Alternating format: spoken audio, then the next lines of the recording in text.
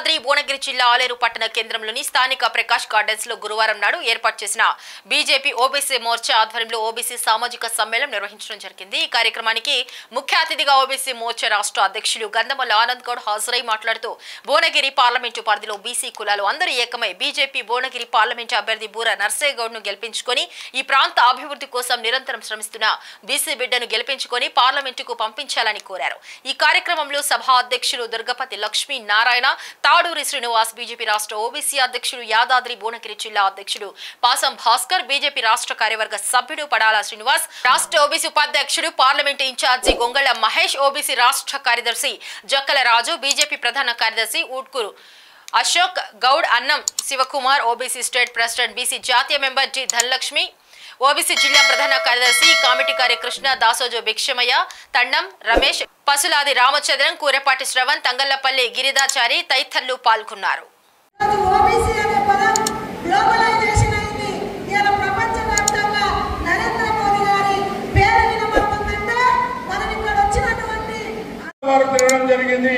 అందరినీ కూడా పలకరించడం జరిగింది। ఒక ఉమ్మడి నల్గొండ జిల్లాలోనే ఇప్పటి వరకు కూడా ఎమ్మెల్యే కానీ ఎంపీ కానీ లేనటువంటి మన భారతీయ జనతా పార్టీ కార్యకర్తలము మన భువనగిరి కొండ మీద, భువనగిరి కిలా మీద కాషాయం జెండా ఎగిరితే ఎవరు కాళ్ళ ఎగరేస్తారు అంటే మన కార్యకర్తలమే కాళ్ళ ఎగరేస్తాం। వాస్తవమా కాదా? బూర నరసయ్య గౌడ్ గారు ఎన్నో ఏళ్లుగా 40 ఏళ్లుగా పెండింగ్ లో ఉన్నటువంటి మహిళా రిజర్వేషన్ బిల్లు ఆమోదించినటువంటి గొప్ప ప్రధానమంత్రి ఎవరన్నా ఉన్నారంటే అది నరేంద్ర మోదీ గారు అని చెప్పి సందర్భంగా తెలియజేస్తాను।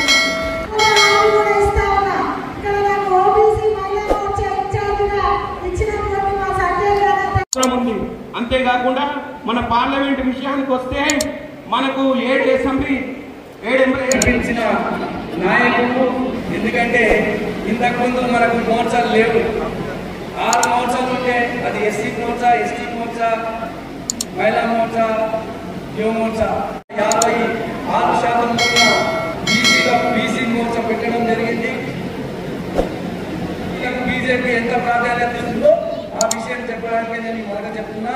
నరేంద్ర మోడీ గారు లాంటి ప్రధాని ప్రపంచంలో ఎక్కడ లేరు। తల్లి కన్నీళ్ళను చూసి వంట చేస్తుంటే తల్లి కన్నీళ్ళు వస్తున్నాయి, కట్టెల పొయ్యి మీద వంట చేస్తుంటే అని తెలిసి ఈ దేశంలో ఉన్న ఏ తల్లి కూడా, ఏ అక్క కూడా, ఏ చెల్లె కూడా కట్టెల పొయ్యి మీద వండుకుంటే కన్నీళ్ళు వస్తాయని చెప్పి అందరికీ గ్యాస్ సిలిండర్లు, గ్యాస్ ఇచ్చే విధంగా పథకాలు తీసుకొచ్చిన వ్యక్తి ప్రధానమంత్రి నరేంద్ర మోడీ గారు।